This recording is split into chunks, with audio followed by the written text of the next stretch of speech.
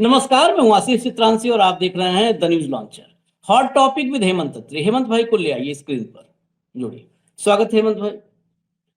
2013 में जब से दिल्ली के फलक पर मोदी का अवतरण हुआ, उस वक्त से कांग्रेस को अगर करीब से देखें, और कांग्रेस को करीब से देखने की मैं बात कर रहा हूं, तो हेमंत भाई कांग्रेस को ही बहुत करीब से देखे हैं, कांग्रेस को कवर करते रहे हैं। कांग्रेस को जब कवर से करीब से हम देखेंगे, तो हमेशा एक ट्रेंड आपको मिलेगा, पिछले कुछ वक्त में बदला है। वो ट्रेंड ये है कि नरेंद्र मोदी कुछ भी करके निकल जाए, कुछ भी करके निकल जाए। सांप निकलने के बाद लकीर तो लोग पीटते हैं, कांग्रेस लकीर भी नहीं पीटती थी। कहते हैं सांप निकल गया लकीर पीट रहे, लकीर भी नहीं पीटते थे। निकल गया यार, निकल गया, जाए दो, डसा तो नहीं ना। जबकि पता नहीं चलता था वो बार बार डस के सांप जाए, पता नहीं चलता। यानी मोदी के किसी भी गाली गलौज बदसलूकी बदतमीजी सब पर ये मूक बने रहते थे। राहुल गांधी का एक नया अवतार हम पिछले कई कार्यक्रम में चर्चा कर चुके हैं, जो उनका अब एग्रेशन है। नहीं तो राहुल के जो की बोलचाल थी उसमें भी बड़ी विनम्रता थी।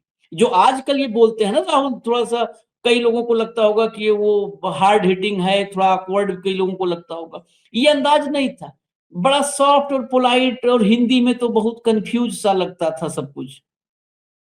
लेकिन अब ऐसा लगता है कि राहुल ने तय कर लिया है, भाई संस्कृत संघ और भाजपा से लड़ना है तो संस्कृत भी समझना पड़ेगा। सठे साठ्यम समाचरित, तो ये तय कर लिया है।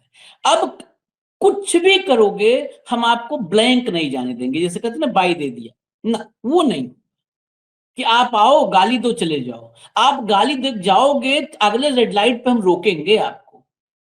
हालांकि वहां पर ट्रैफिक वाला पता है कि आप ही का आदमी खड़ा है, ट्रैफिक इंस्पेक्टर आपका है, लेकिन हम चौराहे पर रोकेंगे आपको। आज नहीं तो कम कल कहीं कहीं तो पकड़े जाओगे, चालान कटेगा तुम्हारा। इस लाइन पर आ गए। मोदी के खिलाफ ओम बिरला को, ये सुनने थोड़ा सा अजीब लगेगा, मोदी के खिलाफ ओम बिरला को नोटिस सौंप दिया गया है। और जो नोटिस है, मैं उस नोटिस के बारे में जब डिटेल में, क्योंकि आते हैं कार्यक्रम में तो थोड़ा हम लोग भी समझ लेते हैं कि क्या क्या विषय है। इस नोटिस पर अगर अमल लाया जाए और गंभीरता से अंजाम तक पहुंचाया जाए, तो संसद से निष्कासन, सदन से निलंबन और कारावास यानी जेल, यहां तक प्रावधान है। निलंबन से शुरू होकर के निष्कासन होते हुए और जेल तक का प्रावधान है। जिस मामले में मोदी के खिलाफ नोटिस हुआ है, 29 मिनट का जो भाषण ठोका ना साहेब ने, उस भाषण में फंस गए। अब मैं आपको एक ट्वीट बस दिखा देता हूं, बाकी हेमंत भाई आगे पूरा, क्योंकि पूरा 3 पन्ने का नोटिस है हमारे पास, वो अभी 3 पन्ने का नोटिस आपको हम दिखा देंगे। लेकिन सिर्फ एक ट्वीट हम आपको दिखा दें जो जयराम रमेश ने किया है। इस ट्वीट में उन्होंने लिखा है, ये अंग्रेजी का हिंदी में मैं बता दे रहा हूं। लोकसभा में मेरे वरिष्ठ सहयोगी केसी वेणुगोपाल ने प्रधानमंत्री के तथाकथित राष्ट्र संबोधन के खिलाफ विशेषाधिकार प्रश्न का नोटिस जारी किया है। यह नोटिस लोकसभा में उनकी नापाक योजनाओं की विफलता के बाद दिया गया है, जिसकी उन्हें उम्मीद नहीं थी। विपक्ष की पूर्ण एकता और एकजुटता, किसी भी मौजूदा प्रधानमंत्री का राष्ट्र संबोधन हमेशा राष्ट्रीय एकता और विश्वास निर्माण के सर्वोपरि उद्देश्य के लिए होता है। इस संबोधन के दौरान प्रधानमंत्री द्वारा कांग्रेस पार्टी पर 59 अलग अलग हमलों के साथ की गई उनकी बेशर्म पक्षपातपूर्ण बयानबाजी प्रधानमंत्री के रूप में उनके कार्यकाल पर एक अस्थाई धब्बा साबित होगी। ये साफ शब्दों में लिखा हुआ है। अब जरा आगे हटा दीजिए इसको। अब मैं हेमंत भाई के पास चलूंगा। इसमें आपको बताऊं कि ये विशेषाधिकार हनन जो है, इसमें विशेषाधिकार का प्रश्न जो है ब्रीच ऑफ प्रिविलेज पर दिया जाता है, या तो लोकसभा में स्पीकर को या राज्यसभा में सभापति को दिया जाता है। इसको आखिर में वही बात आती है कि एक्सेप्ट करना होता है स्पीकर को। अगर इस स्पीकर एक्सेप्ट कर लेते हैं और 25 सांसद समर्थन कर देते हैं, तो इस पर बहस होती है, फिर चर्चा होती है और फिर प्रिविलेज कमेटी को जो है ये मामला सौंपा जा सकता है और वो इस पर पूरा बारीकी से पड़ताल करती है। अगर वहां पर, और अगर के साथ मैं बता दूं, अगर यहां तक स्टेप पहुंच जाए तो नरेंद्र मोदी 100% इसके लिए तो हम कोई बहस करने को तैयार है। हम अभी हेमंत भाई हमसे सहमत है कि नहीं है वो भी बता देंगे अपनी राय। अगर प्रक्रियाओं का पालन हो जाए 100% निष्पक्षता से तो नरेंद्र मोदी 100% इस मामले में दोषी साबित किए जाएंगे और दोषी साबित होने पर इसमें निलंबन से काम शुरू होता है। सबसे हल्का निलंबन है, उसके बाद तो निष्कासन और कारावास है। तो हेमंत भाई के पास मैं चल रहा हूं भैया। साइड में एक बार जो है आप जब अभी हेमंत जी बताएंगे तो साइड में, ताकि लोग चाहें तो खुद अब एक एक लाइन पढ़ लें, छोटा फॉन्ट है लेकिन फिर भी चाहे पढ़ लें। साइड में चला दीजिएगा 3 पन्ने का नोटिस, पूरा पूरा चला दीजिएगा ताकि पढ़ने का टाइम मिले। हेमंत भाई नोटिस में क्या क्या, 3 पन्ना है, मैं तो सारांश बताया। 3 पन्ने के नोटिस में क्या क्या तथ्य, क्योंकि तथ्यात्मक रूप से फैक्चुअली बताया जाता है यहाँ यहाँ यहाँ यहाँ ये ब्रीच ऑफ प्रिविलेज कैसे हुआ है, तो पॉइंट सब बताए जाते हैं। तो बताए गए होंगे मुझे उम्मीद है। 3 पन्नों में क्या क्या है और आगे आपकी उम्मीद क्या है, मेरे से सहमत हैं या असहमत हैं, वो सब बता दीजिए। आशीष भाई नमस्कार, आपको सारे दर्शक साथियों को भी। बड़ी दुखद स्थिति है कि देश के प्रधानमंत्री के खिलाफ विशेषाधिकार प्रस्ताव लाने की नौबत आती है। और केवल विशेषाधिकार प्रस्ताव तो एक चीज है, छोटा पक्ष है। जो इसका असली पक्ष है वो ये है कि चुनाव आयोग के पास भी आचार संहिता के उल्लंघन का केस तमाम शिकायतें गई हैं। एक आदमी ने नहीं, हमने एक पर चर्चा की थी कि लेफ्ट के राज्यसभा सांसद ने एक कंप्लेंट की थी, उस पर हमने चर्चा की थी। अब तो अंजलि भारद्वाज से लेकर के तमाम एनजीओ एक्टिविस्ट और तमाम लोगों ने वो भी शिकायत की है इसी भाषण को लेकर के। और भाषण बेसिकली क्या है कि रूल 222 के तहत जो प्रोसीजर और कंडक्ट बिजनेस लोकसभा है उसके तहत ये। तो बेसिकली इसमें है क्या कि संसद के अंदर जो भी आप बोलते हैं, जो आप कहते हैं, आपका जो वोटिंग बिहेवियर होता है, जो भी आपका कंटेंट होता है, उस पर सदन के बाहर एक ऐसे अंदाज में टिप्पणी करना जो अवमाननापूर्ण है, तो उसके लिए एक प्रिविलेज का प्रावधान है। तो संसद के अंदर बाकायदा संविधान के अनुच्छेद 105 के में आता है वो। और जो विधानसभाएं हैं राज्यों की, उनके यहाँ अनुच्छेद 194 में कवर होता है। और इसके अंदर बेसिकली है क्या, विशेष अधिकार क्या चीज है। जब कोई व्यक्ति, सांसद या बाहरी व्यक्ति, संसद या उसके सदस्यों के विशेषाधिकारों जैसे बोलने की स्वतंत्रता, गिरफ्तारी से छूट, कार्य में बाधा डालना आदि का उल्लंघन करता है या सदन की गरिमा के अधिकार पर आक्षेप करता है, तो इसे विशेषाधिकार हनन या सदन की अवमानना माना जाता है। ये डेफिनेशन है उसकी। सदन खुद तय करता है कि कोई भी जो बात है, कोई हरकत है, कोई टिप्पणी है, कोई चर्चा है, वो विशेषाधिकार हनन के दायरे में आती है या नहीं आती। तो इसके अंदर बाकायदा सजा का, जैसे आपने जिक्र किया, वो उसके अंदर तमाम प्रावधान है। तो सबसे पहला जो आपने कहा ना, जो सबसे हल्का है प्रावधान, वो है किसी को चेतावनी देना या फटकार लगाना, जिसको कहते हैं ना एडमोनिशन, कि आपने कहा कि नहीं नहीं ये गलत बात है और ये आगे से मत कीजिएगा, फटकार टाइप की चीज, चेतावनी। ये सबसे हल्की सजा है। इसमें जब कोई भी दोषी किसी को सदन को पा लिया गया जिस तरह से को, तो सदन के समक्ष बुला करके उसको चेतावनी दी जाती है और नाराजगी भी जताई जाती है, जैसे कि आपका ये व्यवहार गरिमापूर्ण नहीं है, जो भी स्थिति है वो सारी की सारी। तो पहली बात उसके अंदर ये है जो आपने कहा। दूसरी जो महत्वपूर्ण बात है उसमें आपने कहा कि निलंबन, निलंबन इसके अंदर दूसरी चीज है, सदन की सदस्यता से कुछ समय के लिए निलंबित किया जा सकता है। तीसरी सजा इसमें है, जैसे आपने कहा, निष्कासन, सदन में स्थायी रूप से निकाल देना, बहुत गंभीर मामले में ये चीज होती है। और इसमें जेल का प्रावधान भी है, जैसा आपने थंबनेल में भी लिखा और अदरवाइज। उसमें क्या कि किसी ने इस तरह का वो कर दिया कि मतलब ब्रीच ऑफ प्रिविलेज इन सच ए वे कि वो कहीं ना कहीं पूरी सदन की अवमानना उस रूप में है जो अनरिपेयरेबल हो, इरिपेयरेबल हो, तो उसमें सजा का प्रावधान भी जो है, जेल की सजा का। और उसमें आमतौर पर यह होता है कि जितने दिन सदन चल रहा है, सदन का जो भी सेशन चल रहा है, उसके तहत आपको सजा दे दी जाए और उसके बाद फिर वो अपने रिहा हो जाएंगे, जेल से बाहर आ जाएंगे।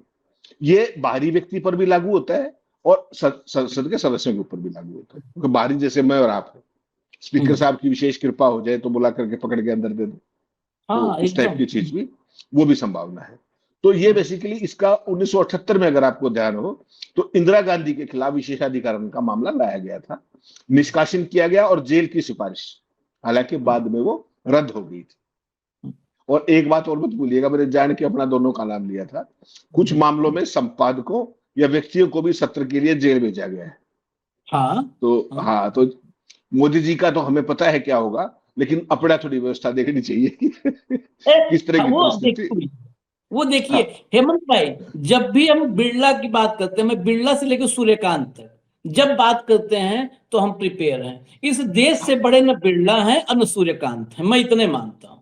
जी, और हम तो देश के गिलहरी हैं, जिस गिलहरी की चर्चा अमित शाह कर रहे थे और मोदी वही गिलहरी है बस। तो उसमें जो है बेसिकली क्या है कि ये सारी की सारी परिस्थिति अगर आप देखेंगे तो कारावास तक की भी सजा उस तरीके से है, सदन के उसके तक, और लंबा भी खींच सकते हैं, अगलों की मर्जी है।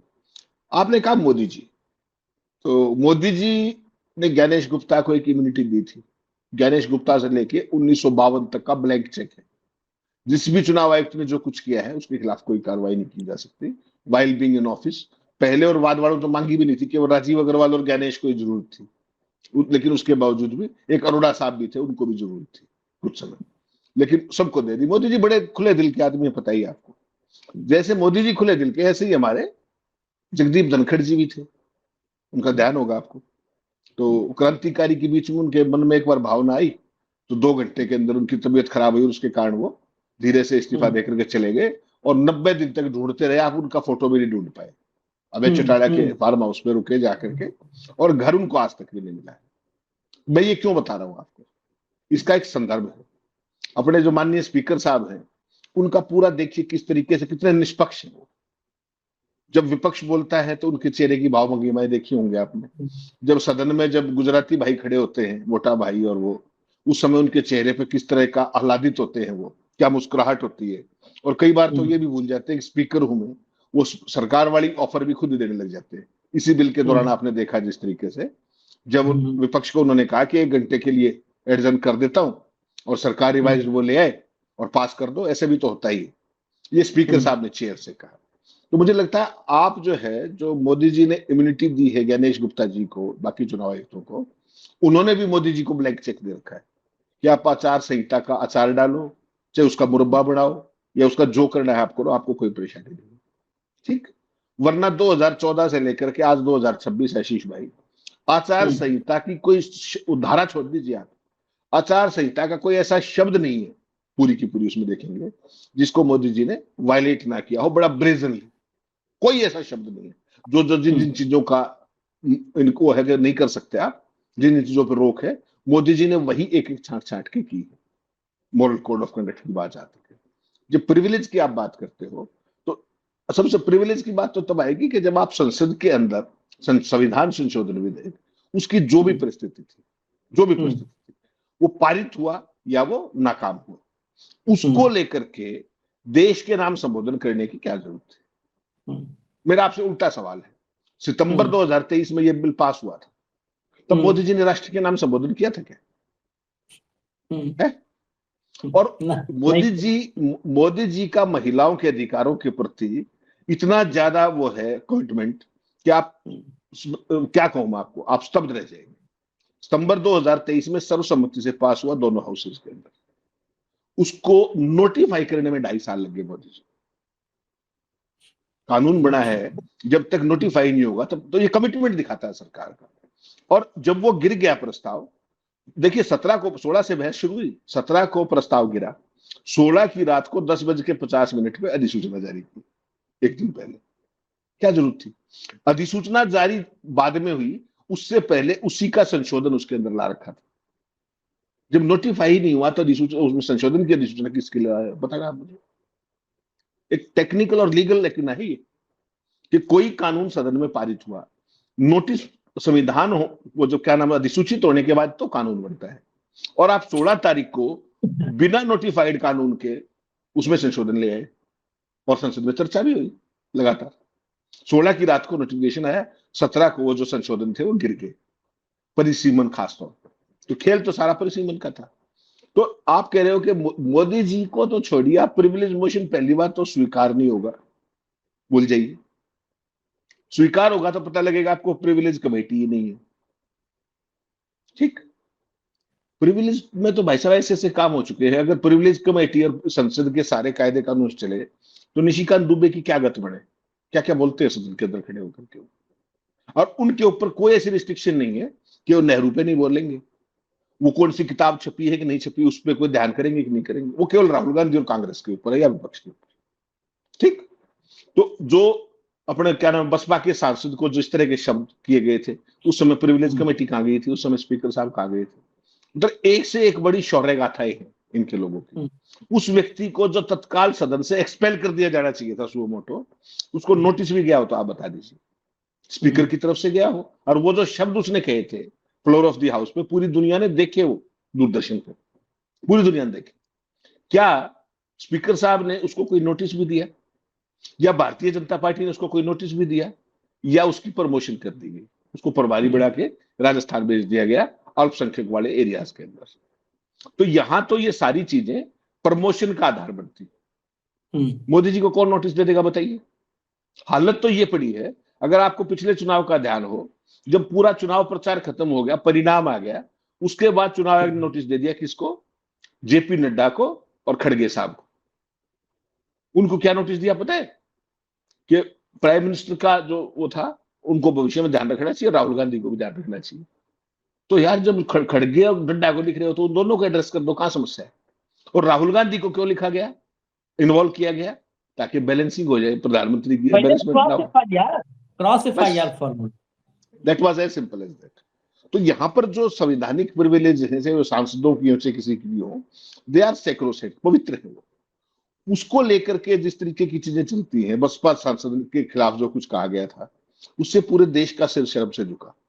लेकिन भारतीय जनता पार्टी का एजेंडा उससे फर्दर होता है, तो इसलिए उनको कहीं से नोटिस नहीं आया, ना स्पीकर से आया ना वहां से आया।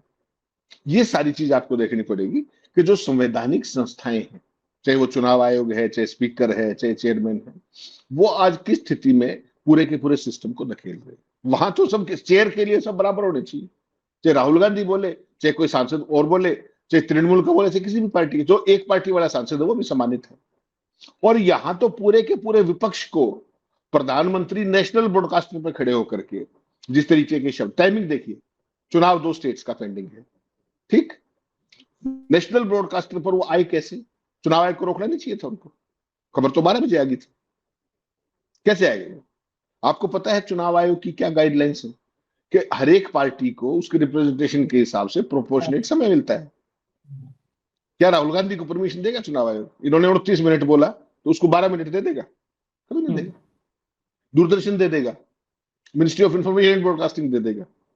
और संसद के किसी कानून को लेकर के आपका वोटिंग बिहेवियर क्या रहा, इस पे मैं टीवी पे खड़ा होकर बोलने वाला कौन होता हूं आपके ऊपर आक्षेप लगाने वाला। आपकी अपनी समझ है, आप संप्रभु है एक सांसद के तौर पर, आप जो फैसला करें आपका शिरोधार्य है, वो क्या दिक्कत है उसके अंदर। आप जो भी विचार प्रकट करें वो आपके मौलिक है, कोई दिक्कत नहीं मुझे।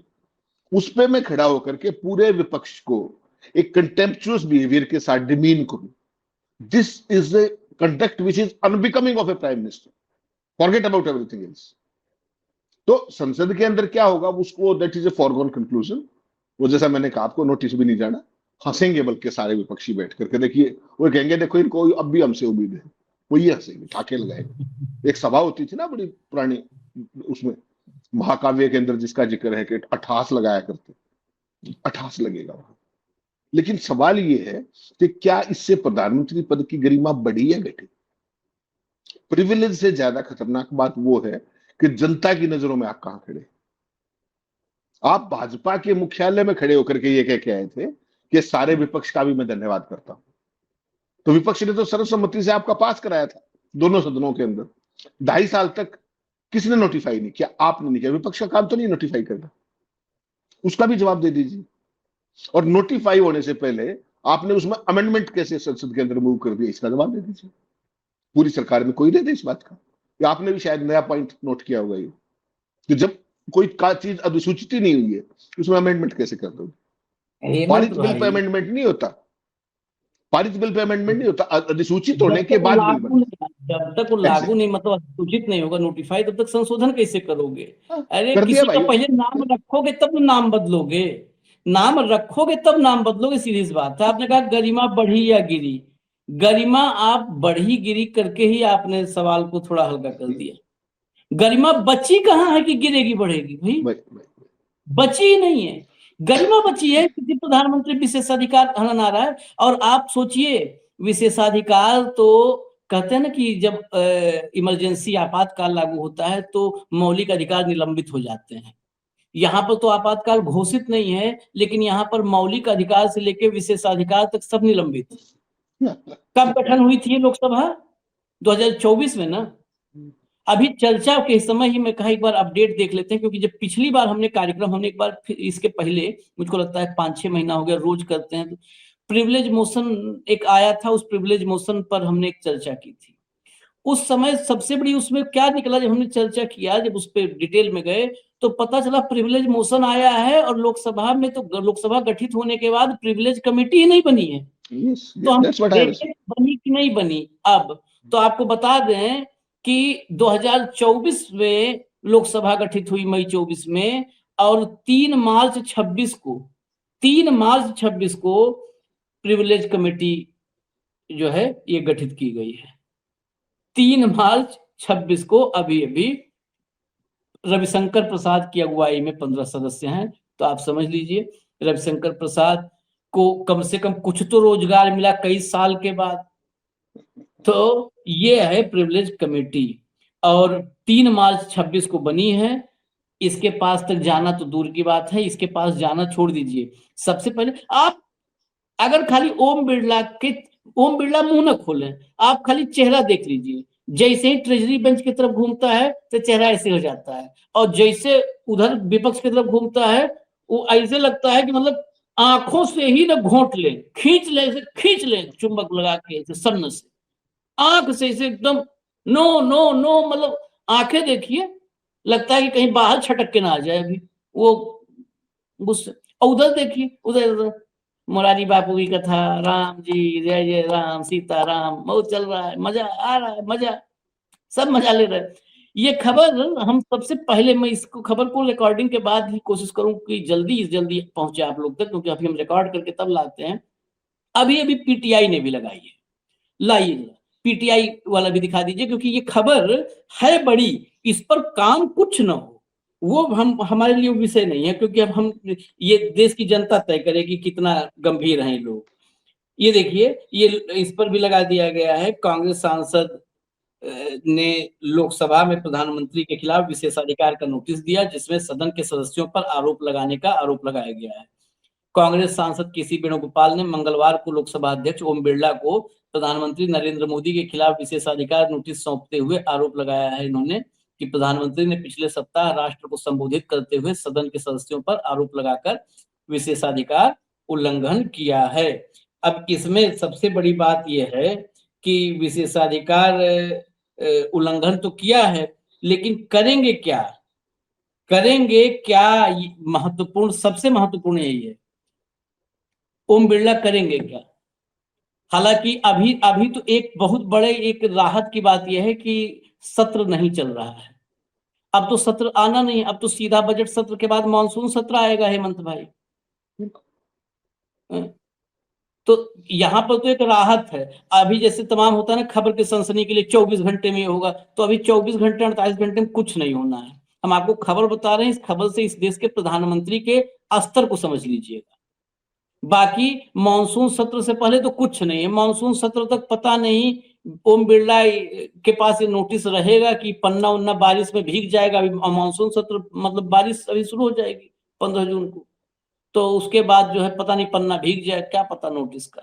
नहीं आशीष भाई, इसमें वैसा नहीं, इसमें बेसिकली क्या चीज है, स्पीकर के पास नोटिस जाता है तो पहला प्राइमा फेसी तो वो डिसाइड करते हैं कि ये मेंटेनेबल है नहीं है, क्या चीज है, और वो सीधा, उसमें हाउस के सेशन की जरूरत नहीं होती, उसको इमीडिएटली भेज सकते। हाउस की सेशन की जरूरत जब पड़ती है जब उसके ऊपर आप डिसीजन फाइनल करते, आइदर वे आप प्रिविलेज कमेटी को भेज दिया, प्रिविलेज कमेटी ने जरूरी समझा तो उस पर चर्चा करेंगे, ऑब्वियसली स्पीकर से आया तो, और उनका जो फैसला होगा उसको प्रोनाउंस करने के लिए हाउस की जरूरत होती है। तो अगर जो स्पीकर चाहे तो इमीडिएटली रेफर कर सकते हैं कंप्लेंट को, लेकिन रविशंकर प्रसाद जी जिंदाबाद, अपने क्या नाम है, बिड़ला साहब तो जिंदाबाद ही, प्रिविलेज कमेटी भी जिंदाबाद, और उसके बाद भारत का संविधान जिंदाबाद। परंपराएं, गरिमा, मर्यादा, प्रधानमंत्री का पद, उसका स्तर, उसका ऑरा, वो सारे कहाँ गए, वो देश के लोगों को देखना चाहिए। इसलिए हम ये कार्यक्रम लेकर के आए कि इस देश के इतिहास में पहली बार राष्ट्र के नाम संबोधन के नाम पर एक प्रधानमंत्री ने विश्व तौर पर ना केवल राजनीतिक भाषण दिया, बल्कि विपक्ष को जो आपकी भाषा में कहूं तो इस तरीके से गरियाए जैसे वो एक पॉलिटिकल प्लेटफॉर्म हो। तो उसको राष्ट्र का संबोधन आप किसी भी पैमाने पर ना कह सकते थे, लीगली, टेक्निकली, एथिकली, नंबर एक। और नंबर दो, चूंकि चुनाव का टाइम था और आचार संहिता लगी हुई है, वैसी सूरत में वो चीज तो ब्रॉडकास्टर को भी मना करनी चाहिए थी और इलेक्शन कमीशन को भी वीटो करना चाहिए था। लेकिन सारे के सारे आजकल आपको पता है कि दे आर ऑल, आपको पता है जो भी स्थिति उनकी है, तो नमस्ते सदावत सिले वाली स्थिति है कि सारे के सारे अपने आनंद में है और सारा देश वही कह रहा है कि कहो नरेंद्र मजा आ रहा है। तो देश मजे ले रहा है, वो जो करते हैं, चाहते हैं, करते आए हैं, वही कर रहे हैं जिसके लिए वो जाने जाते हैं। चलिए, हमें इजाजत दीजिए। बाकी ओम बिरला और नरेंद्र मोदी दोनों लोग को आप गौर से देखिए, यही दोनों लोग आजकल देखने के लिए फ्रेम में यही हैं। तीसरे जो सब कुछ करते हैं वो जल्दी फ्रेम में नहीं दिखते हैं, चाणक्य हैं, वो पीछे चंद्रगुप्त के नजर रहते हैं। तो इजाजत दीजिए हमें। धन्यवाद हेमंत भाई, बहुत बहुत धन्यवाद, नमस्कार।